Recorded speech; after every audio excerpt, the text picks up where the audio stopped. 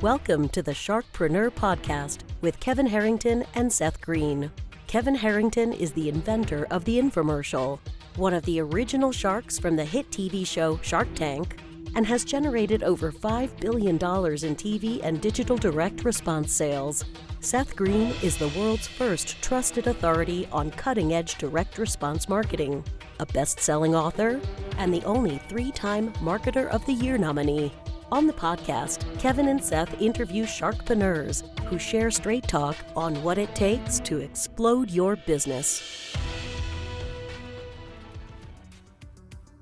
Why do so many businesses struggle while others seem to explode overnight? Do you wish you had the secret to this type of exponential growth? Now, I've scaled more than 20 businesses to over $100 million, and it's not just luck. In my new book with Mark Tim, Mentor to Millions, you'll learn the repeatable framework I use in all my business ventures for massive success. Order at kevinmentor.com and get over $1,000 in bonuses. Head to kevinmentor.com.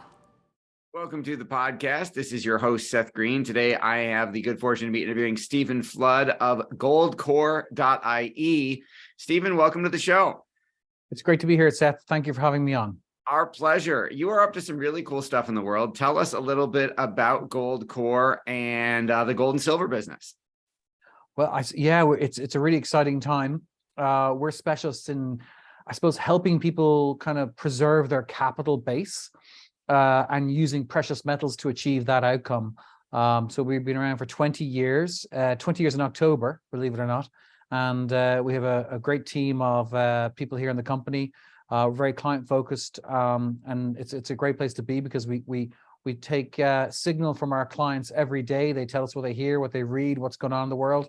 So we're kind of a clearinghouse for ideas, and then we get to kind of solve those problems by getting them to store metal in different parts of the world and really protecting their portfolios. So it's a great place to be, great time.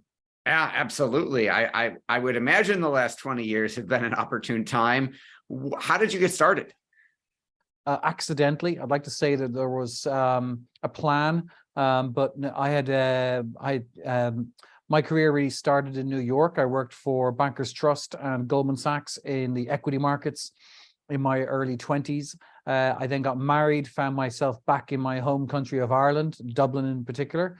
We had traveled around the world, myself and my wife, and so after about 2 years, I joined one of my best friends, Mark, who I'd known from school days. He had just set up GoldCore as probably one of the first bullion dealers in Ireland, proper bullion dealers, you might say. And he had done that because he was very, very well read up on its history and the economic cycles, and he saw that there was bubble type things happening in the market. People's properties were going up 20 and 30% a year. It was all driven by credit and the availability of credit. And economic history taught him that when those bubbles burst, gold acts as a great safe haven.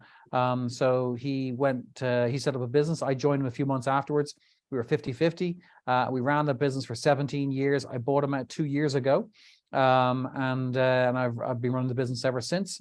And we've been growing our team and expanding into the UK and also into the United States, where we have 2 offices, one in Florida, one in California. And we're storing precious metals now in Utah and in Texas and in Delaware. And it's going really, really well. We've been welcomed with open arms by our many clients in the US, and we're really, really excited about being there. Well, congratulations. I'm sure the longer story could probably fill a book if it hasn't already. So talk a little bit about, because you're an international company. Talk a little bit about how you've been able to grow GoldCore. What have been some of the marketing lessons you've learned, and kind of how has that worked? Well, I think tell the truth. People know when you're lying, and always be truthful. I think you have to be expert in one particular thing. You have to be really, really good, have a huge amount of domain knowledge and excellence. And then you need to figure out the business of business, which is communicating to the market what your expertise is, making it as easy as possible for people to find you and do business with you, to always deliver value directly to those customers and clients, and then to give them every opportunity to evangelize for you and spread the word amongst their network that you are available, you're here for business, and that you're a safe bet. And we are as a team incredibly proud of our record. We have a 4.9 out of 5 rating with our clients, over 3,000 ratings since 2012, which is 10 years. So it's consistently 4.9, which is basically perfect. The only time we get knocked down is when the postman or the delivery guy doesn't do his job. So we're really proud of that. What do you attribute that success to? We really care. It's not a cheesy sales line. We really, really care. Our clients are sacred to us. We know how much trust they put in us.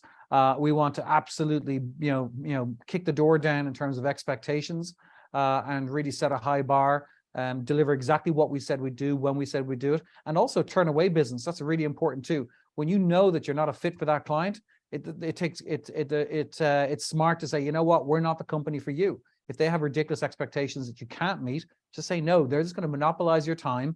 You're not going to make them happy. And there's another client you're not spending the time with that you can make happy. So you have to pick and choose your clients, and you have to also support your staff. You've got to educate them. You've got to really, really celebrate your wins, and be totally transparent with your staff, with your customers and your suppliers. Grow your supplier base too. It's really important that you have a great relationship with them, because when things and economic cycles are what they are, and when when the rubber hits the road, you want to know that they'll take your call, and you'll take their call too. So it's quid pro quo. I think you kind of just segued into my next question. Is you are in a business that has cyclical, political, geopolitical patterns. So there are times when you probably can't keep enough gold on the shelves. And then there are times where not as many people want it. How do you predict that? How do you manage that from an inventory and marketing perspective?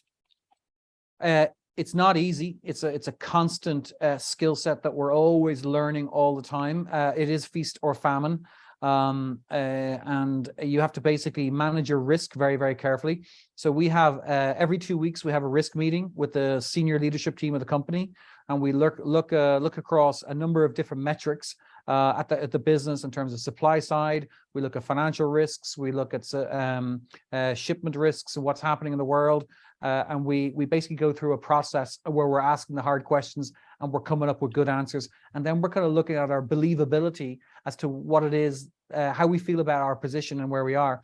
And we get ahead of problems too. So when problems occur, and they do, we are very, very proactive. We put in place a plan of attack to make sure that we decide on what the outcomes are before decisions are forced upon us by the market.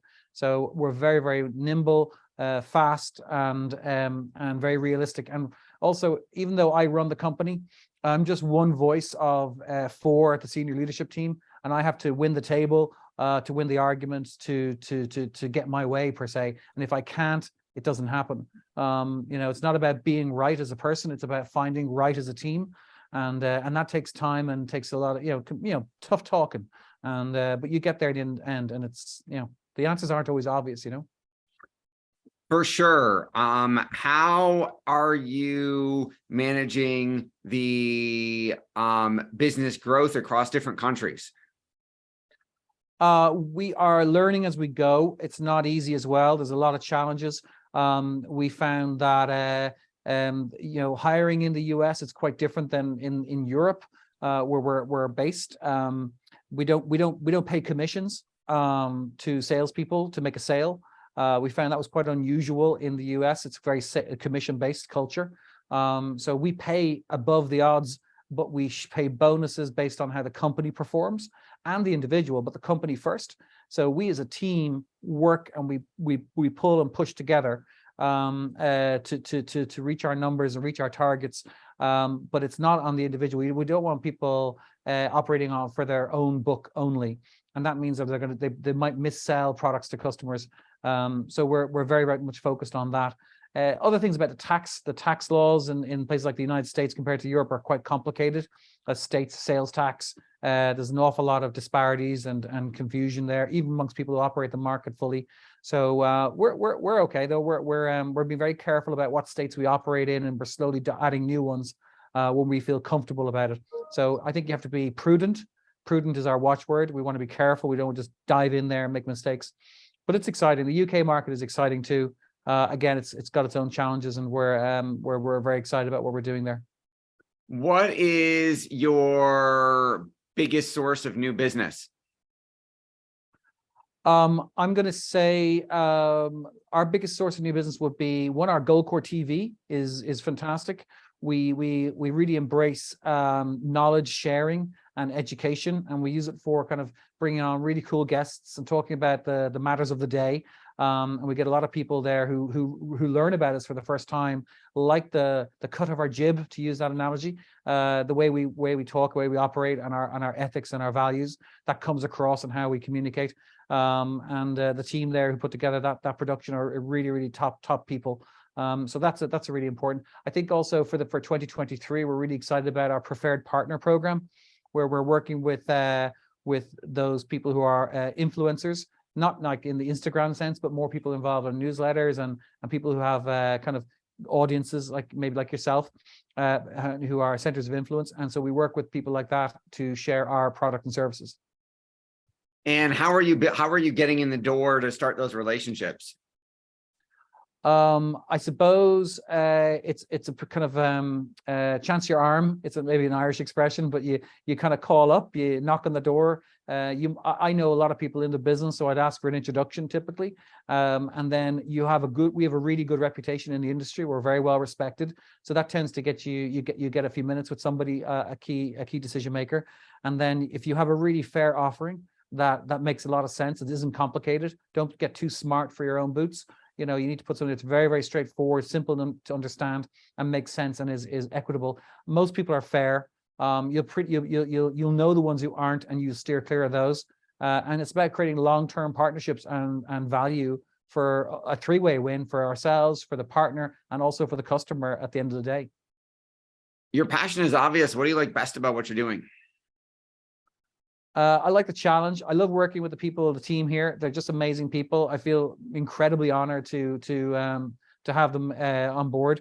I suppose that's probably the main thing, is just having a really cool culture here. We're very careful about the culture of the organization. We don't have any bad apples.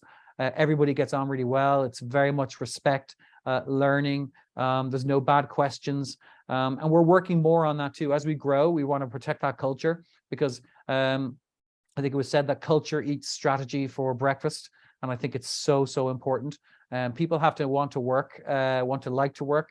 They want to know that we respect them, and we have their back. We had a guy leave there recently. He got a better job somewhere else, but he said in his exit interview that he always knew that we had his back. And I think that was such a great compliment from somebody, Absolutely. I would agree with that 100%. If you had to go back in time and start over again, knowing what you know now, what advice would you give to yourself? That's a really hard one. We've had some bad days and some great days as well. I kind of have this, maybe it's just ridiculously romantic, but I don't think there are any bad lessons. The bad lessons are the ones that you just didn't learn from. You experienced, but you got nothing from it. So I have the feeling that every success I've had is being based on, a series of experiences, good and bad, that have led to this. And I use that every day, So I think probably the one thing I would do differently is I probably would have maybe brought in some investors early, but I also wouldn't bring them in at too great a degree. So a little bit more capital at the beginning probably would have spurred on our growth. And I'd be very careful about property transactions too.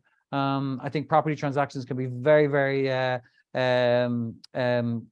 impactful, let's say, unless you know what you're doing, like signing up for long-term leases when you've got an economic cycle that is always changing and variable, introduces risks to the bottom line. So we don't have that now, thank God.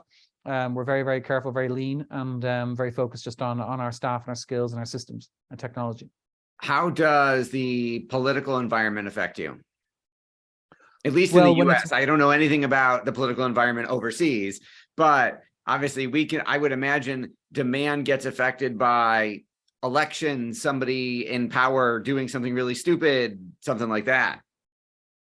Yeah, I mean, I would say that the political discourse in America is echoed in other parts of the world.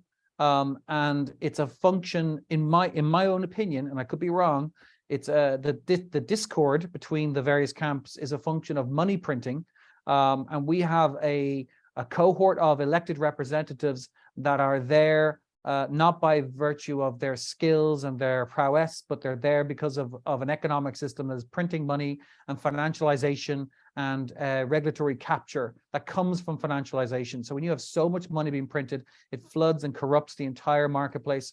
And you have politicians who buy their way into power and influence, not because of what they can do, but who they are and whose money, whose checks they can sign. And I think this is happening across the world, most notably in the United States. And it's incredibly sad. It's very concerning. On the side of our business, volatility tends to be the friend of people involved in financial markets, because when things are volatile, you have buyers and sellers that are motivated, and that creates transactions and things like that. So from a selfish perspective, the last few years have been good. I do think that it's just getting started. This experiment, this monetary experiment, is just starting, and I really think the wheels are going to come off the bus, and these people are going to be found out, these central bankers in particular, for the horrendous actions that they've taken right across the world.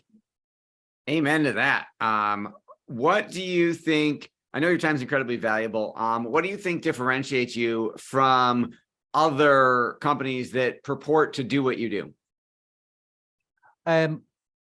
Well, sorry, in the United States in particular, there's quite a few companies you need to be very careful of. If they're advertising on television, I'm not sure how their business model works, because the margins we operate are very, very, very narrow. And that's okay, because we have a long-term lifetime value of a client. Clients are with us for years, and so on and so forth. So you have to be very careful who you deal with. We don't sell high premium products. We don't sell numismatics to people who are not qualified to buy those coins. So I do think you find if they're advertising on TV, they may have a bait and switch tactic going on. Be very careful. If you don't mind, I have a shameless plug to put out there. But we took the last 20 years of knowledge and things that we wished our clients knew before they called us, because they do trust us an awful lot and they're in safe hands with us. But if we wonder if they went to someone else with those same questions, they may be taken advantage of. So we put all those things. We have our website, which is goldcore.com.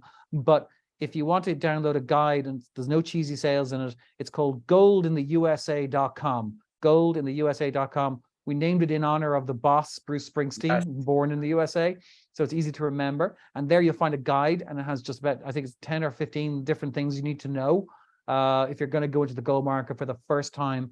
And I think it's urgent that people do have an allocation to real physical gold on the shelf or in their hand before this financial experiment loses its structure and the chickens can come home to roost. So download that, goldintheusa.com. All right. Well, we greatly appreciate your time. We know it's incredibly valuable. This has been Seth Green with Stephen Flood. Go check out goldintheusa.com. Stephen, thanks so much for joining us. Thank you so much, Seth. It was brilliant. Thank you. Thanks, everybody, for watching or listening. We'll talk to you or see you next time. Welcome to the Sharkpreneur Podcast with Kevin Harrington and Seth Green. Kevin Harrington is the inventor of the infomercial, one of the original sharks from the hit TV show Shark Tank, and has generated over $5 billion in TV and digital direct response sales. Seth Green is the world's first trusted authority on cutting-edge direct response marketing, a best-selling author, and the only 3-time Marketer of the Year nominee. On the podcast, Kevin and Seth interview sharkpreneurs who share straight talk on what it takes to explode your business. Why do so many businesses struggle while others seem to explode overnight? Do you wish you had the secret to this type of exponential growth?